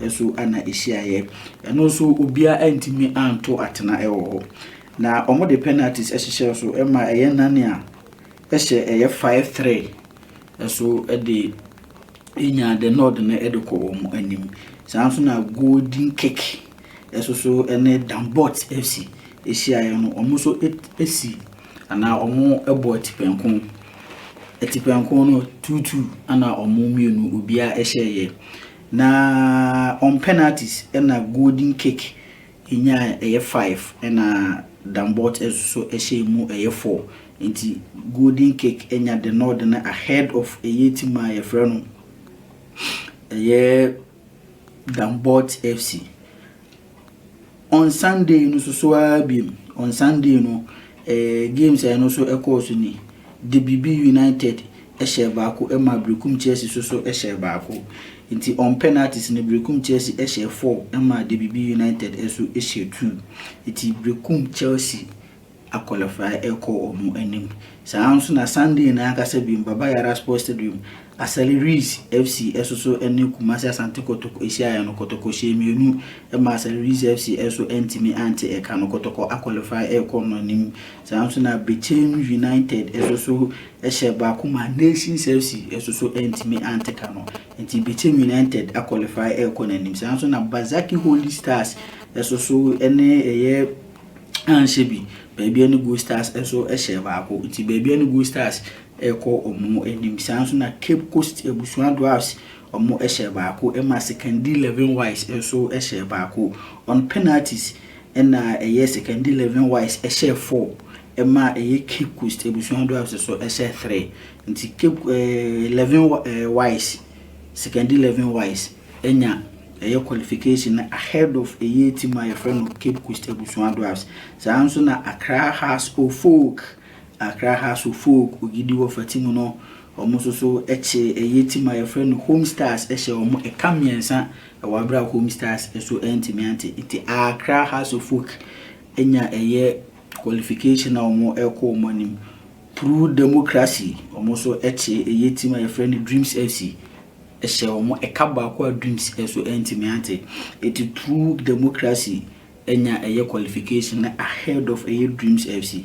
Karela United ehye 4 goals ema team my friend TF Exponential eso eche kanu ebaako enti Karela so qualify eko omu enim sanso na Insuapon Fidelity eso ehye baako ema Mediama eso ehye baako on penalties Mediama ehye 4 ema Insuapon Fidelity eso ehye mienu inti Mediama for no qualify ahead of a year in support Fidelity. Sanso na Insuatman FC ene Young Apostles ubia anto atena Young Apostles on penalties qualify ahead of a year team my friend Insuatman omo share omo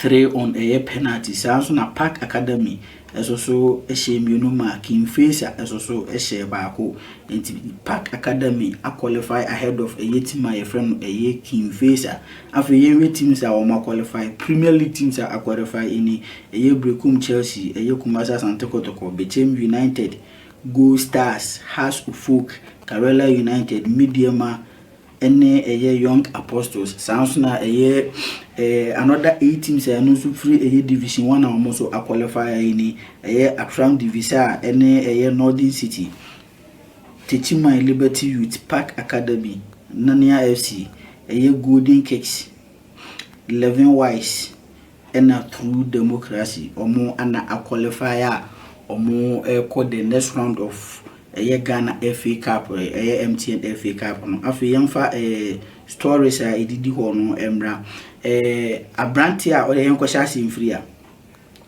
simfree coaches papa bi your friend no Kofi Ntojan ogidi minim so be kai na Kofi Ntojan wabo BA United abebo Kumasi Asante Kotoko former player BA former player makotoko no Rastaman ene oyi coach enable for akwatamo ana yede amano say on coach nti he is the current head coach of a team my friend for akwatamo Division 1 team wobono ahafo sanso so na papa your friend Kasim Okansi Mengels our Nations FC for a head coach and they are appointing as Black Matthews a new coach oba bedijuma ediama Black Matthews of Ghana sanso na papa ni nua your friend coach from Pong Manson Mayele coach from Pong Manson onone de no kwede Mayanga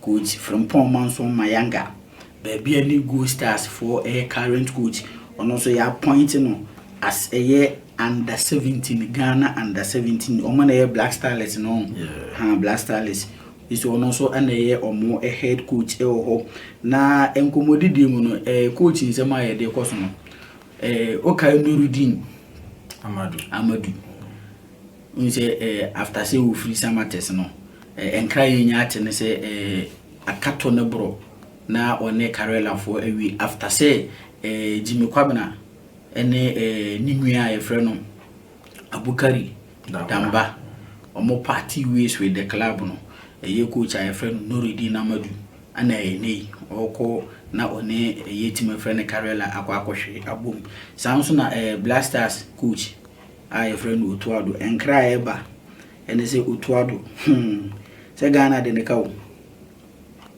so Otuado modern mo wo mo nyina Ministry of Youth and Sports no mo kan bi Oma so on nsa na oma gine coaching license ba to ye ntua ne ka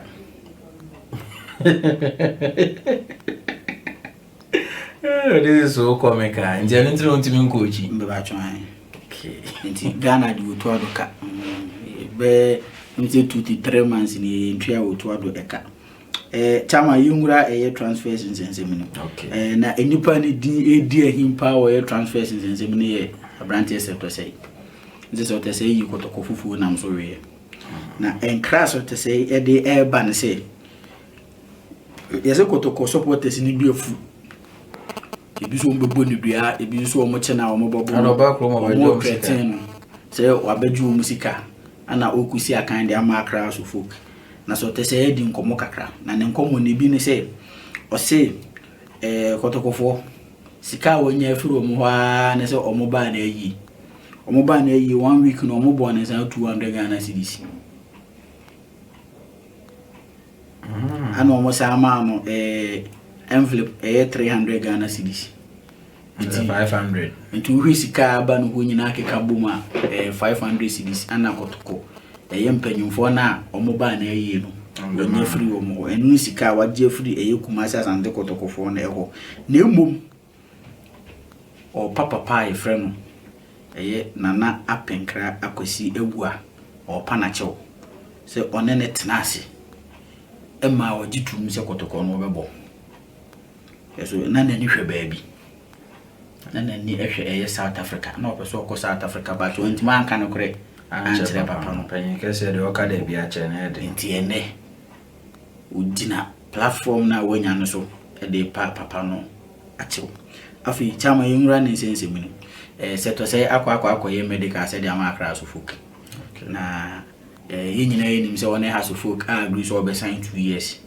na ensem kakra latest development eba enye confirmed di ntia ama SETH say intimi fa pen nc paper so ensan contract ni nyina ye still na negotiation na ekoso ye on one transfer no okay nse se obo akra so folk e wo se team bi onya team wa ma no na no wo kwa sikasem ne say na ebisi aye so te say some percentage of the onward transfer no na yeso up 40% up 40% afi so up 80% matches e wa crowd so folk na bo nti ne nan yitwo ne nan iti ne nan yede yu against injuries where fit 80% of the games so bo and then 90 krono de bitima ka se wo pra unti minga se wo pra anti ese eno na ama ana wa agree o se 50,000 Ghana cedis and then the signing on fee okay na payment structure no so aba be problem ono no pese omo de 5 months in the chase sika na ma no yes if I busum bia 10,000 nti omo no say ono no so open 200 you find say 20,000 for 2 months no more 20,000 another 2 months no more 20,000 na the last month no omo de your friend say so we can send the 10,000 no asan be 20 no ko okay ana hasu folks so ezo percent ka omo ye ni say the first year no ombema no 20,000 na the second year no masa man 20,000 inti na ye be shase no first year no 20,000 inti second year ni say shase no mama 20,000 to be contract na wi na nko mo de 10,000 so uja ho kwa rese me haso for sana kwa inti sana ma mienu wi ana ama contract no deal kakra kenye say anka SETH say ene ya me no ka say anka dadado kodi asofo ko no training ground bibia ye de ewi afi infri SETH say sensem no so chama yi mungura aha na yebedi nkomo bi say House of Folk omo defender your friend me player pa no Ampadu Michael Ampadu say you can say one coach are reconcile na you say mranti mu di mu djuma pa House of Folk goalkeeper Benjamin Asare and Kevin Osesibi omo ne di mu tintin ba pa omo de say reconciliation one player so da watara akoma so nti ono so say Orban ya be ka no awahye say oye newborn Orban suban no antics bia yes ana oba be dan de amomo Ghana ni kray refi no Salis Abdul Samed former lens so ko Sunderland okoye no omo border after 3 months more than 3 months after 5 months so samani omo FA Cup ya ana ultimi eba to Stoke no yes against Stoke City ana ultimi ba ABC akan oba musika naf eba bebo bi nti nyame adom after the injury no wetima ba yede aba bebobo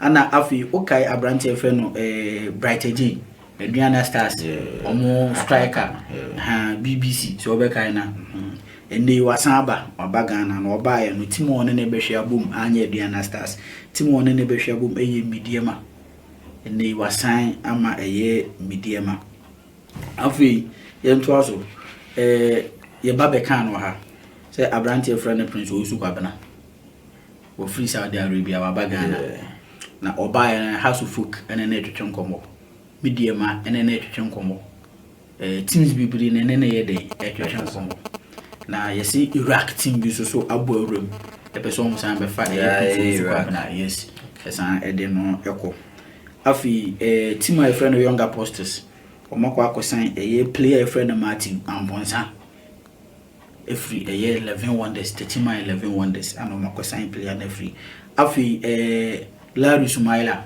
ye be kan no ase Legon Cities any need din komo any move na ye official and they were joining team my friend Legon Cities Sumaila Ghana Sunyama Leon unim say sama no na for Everton and ana efu Fulham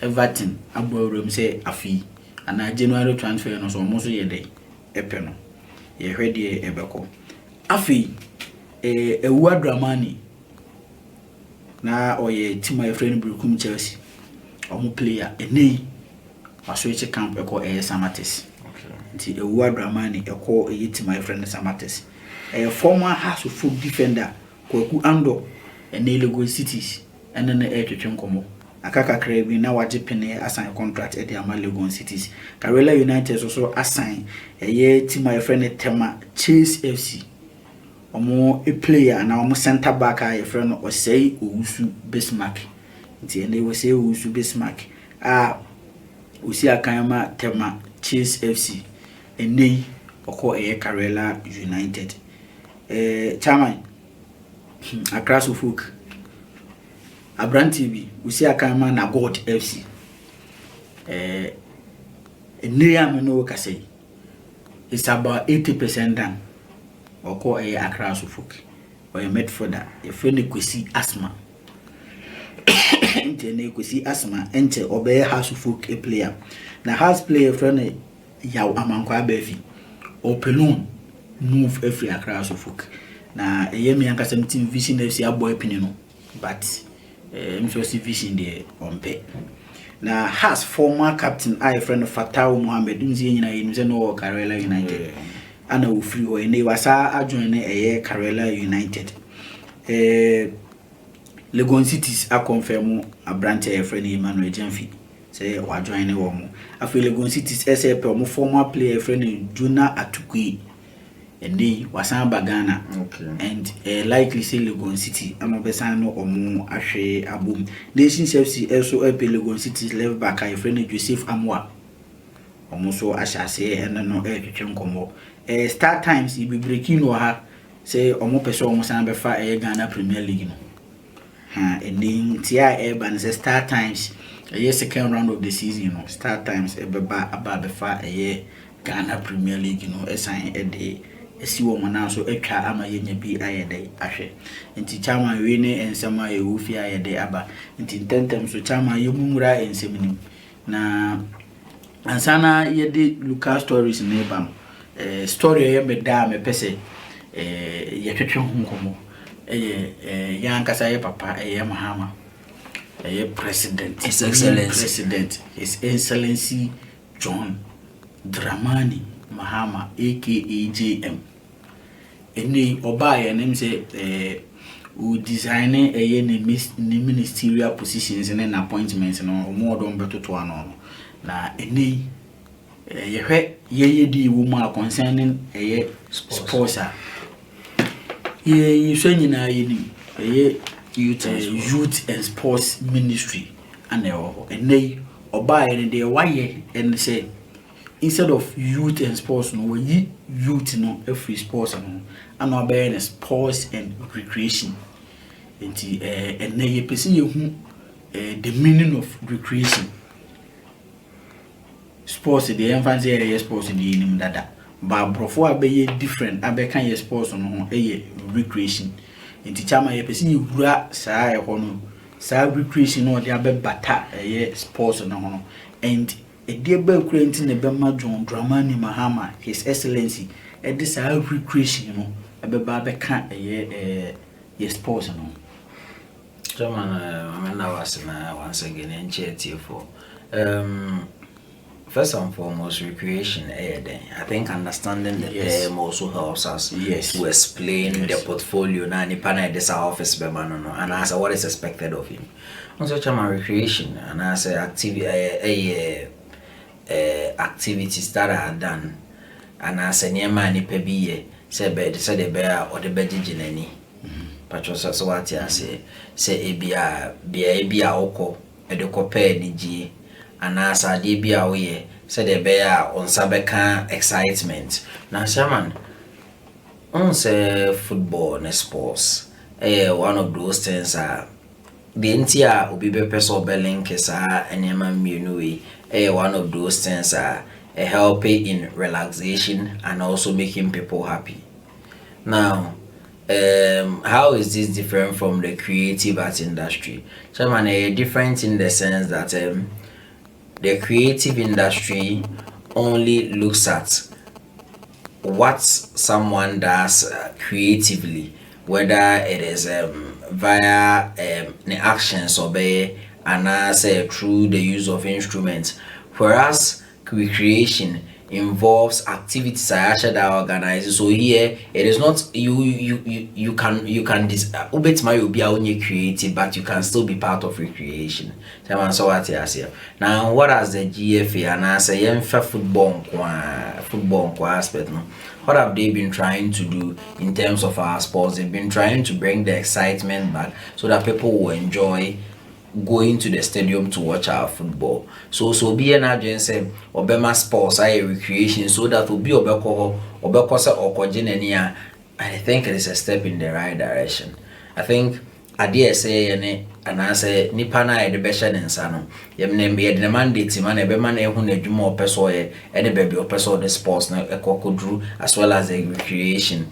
But chairman, the only thing I have was and say once again the nation has chosen to see our game, our sports as entertainment and not business.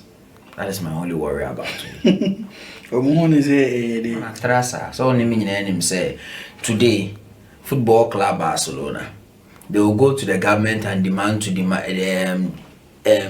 register Daniomo. Because Barcelona Football Club is about 30 to 40% of Oko Cornella and Barcelona area na omo economy. It employs a lot of people. It brings a lot of tourism. Stadium need generate a lot of income. Almost stadium it is not the stadium alone. They will generate areas around the stadium. Look at the number of people who be Barcelona Chromo because they want to come and see Barcelona and say they want to go to the now camp and answer Barcelona area. And they are paying huge sums of money to their players. What are they doing? Are they not paying taxes on them? But chairman, yeah, football na yeah wahana na say sports na yeah wahana. Over the years, amana I say entertainment. Wherever you go, it is entertainment. Sports is part of and yeah many energy. That is why we be sorry free if in the evening so ko NBA or ko basketball, ko football, ko lawn tennis. Say the be an any beje. Our money should give us value and any partner value ni say or the compare energy. But how will you also say any pani interest now or building? How will you also profit from it as a country, as an institution? That is what we've always lacked. Said the kaka nipa ni nim ne portfolio adwuma obey nyina. But if said the mimeti asi ena ye attach ade ye ni gidie to sports ya, then once again we are not seeing football as a business, and as a sports as a business we are still seeing it as a means of having fun. But what about say recreation should be like creation is something that exists and something out there by existence. And the infants are there no I exist and it's not a run war and or babe for that would have been recreation. But we recreation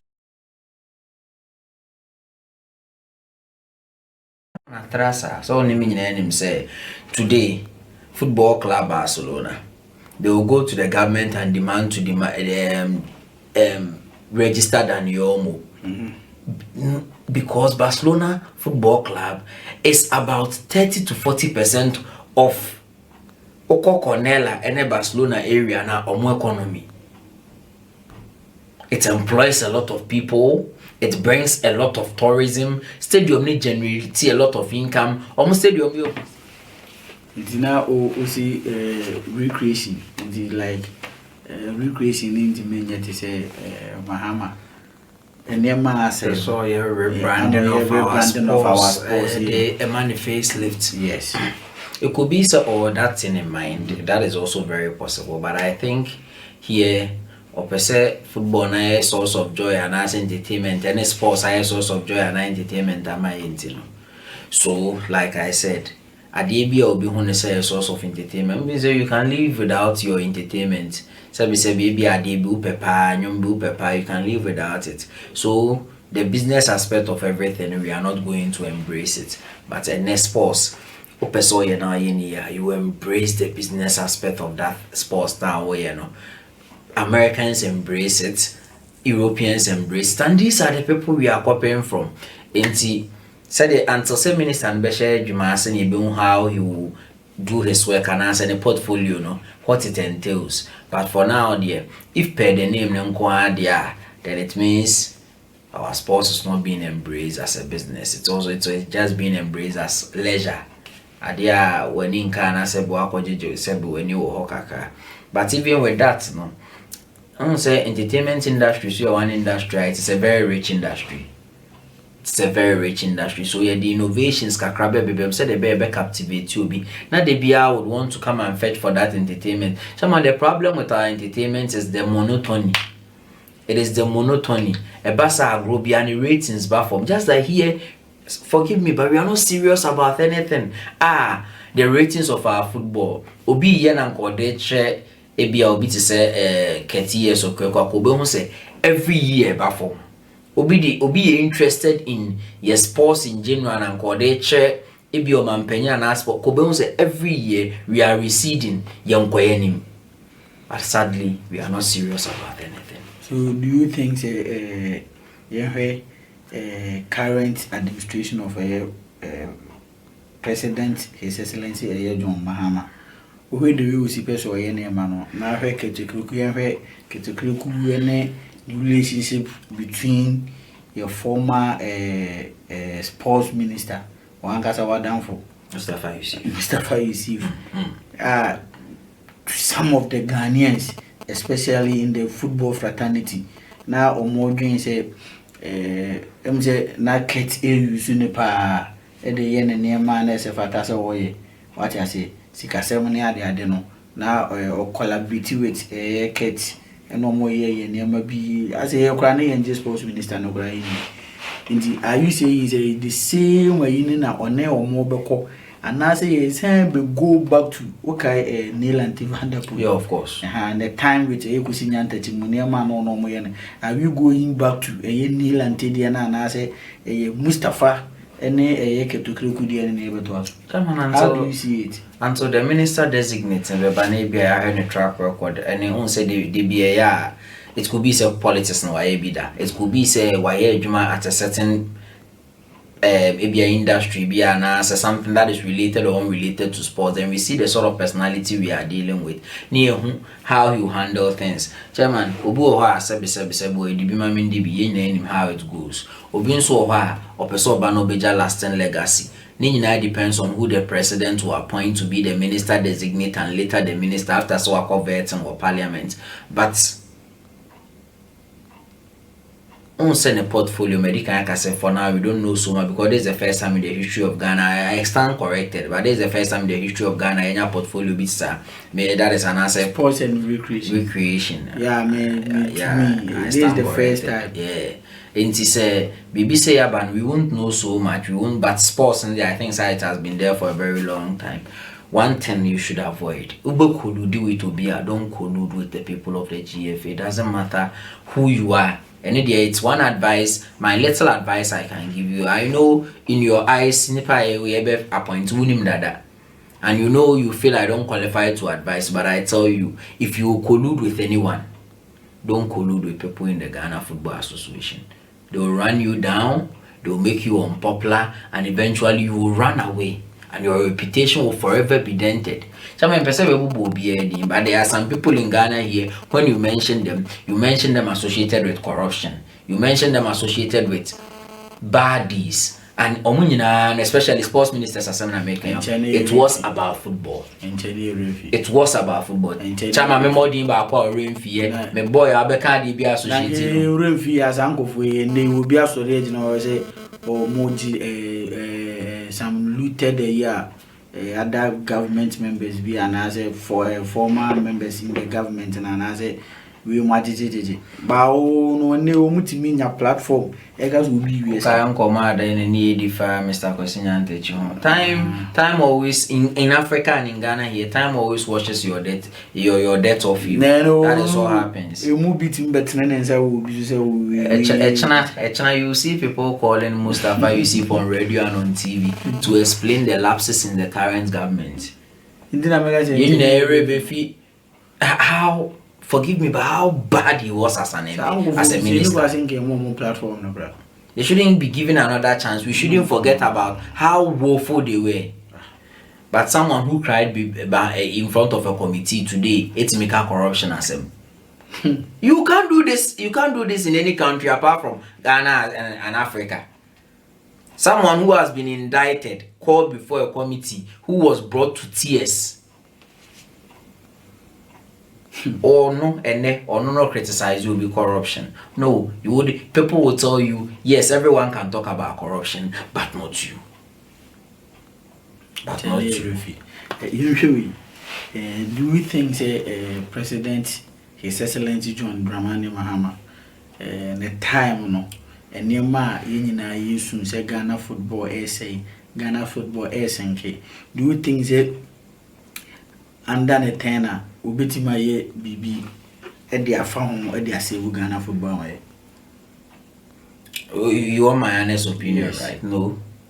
Why? And here I'm not chastising the person. I am chastising the nature of us.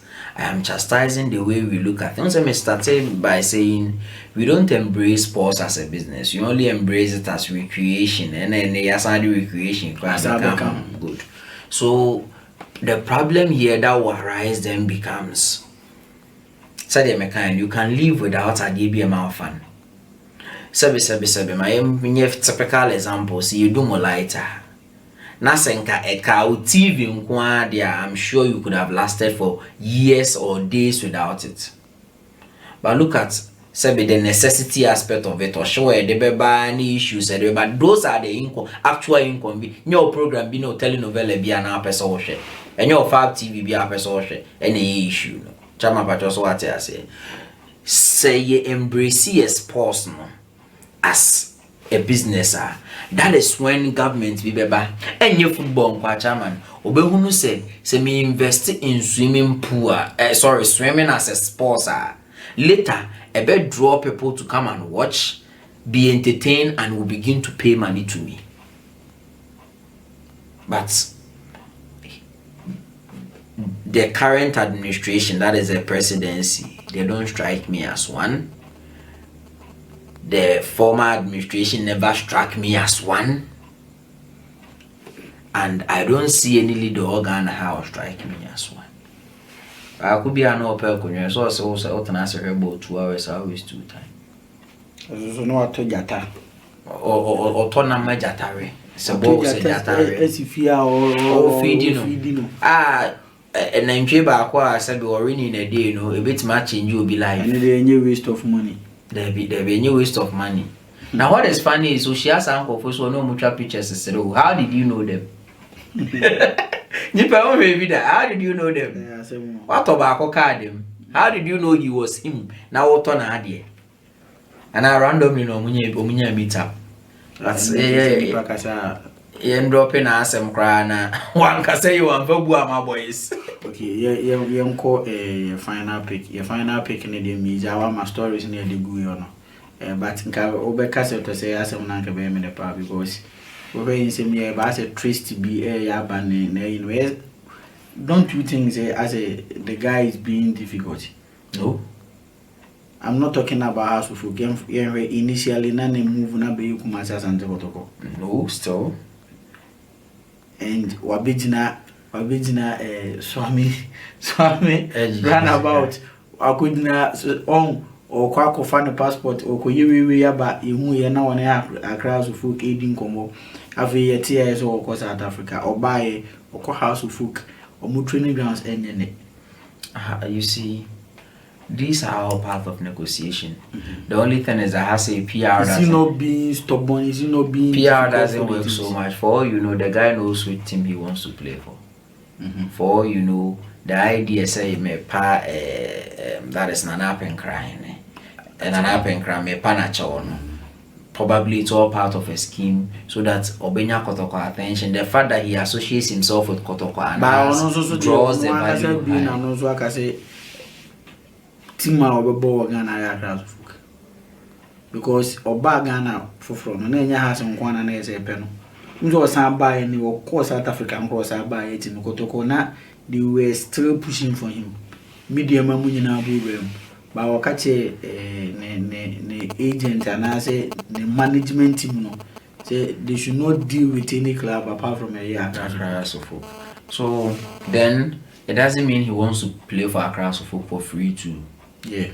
So what I say, maybe he has his reasons. Some of these players they are just like us. They all have their teams that they support. And I say, or not technically, who say, and I say, what he brings to the table as a player, across the folk no they are all down to him. We can't judge him or chastise him for it. But my point is that he doesn't want to go for free. If anyone is being tough at negotiation, that is Africa. I'm going to interpreting as disrespect. You are being difficult. No, he's not being difficult. He's just demanding what he thinks he is worth, and he is right, and I support him. So to say, continue to demand for what you think you are worth, because when your career ends, one rich man, maybe a club no support. One rich man can come and decide that no, maybe 10 years as a CEO, maybe 10 years as an owner, we won't be paying his players. Okay. And at that point, your career will be done.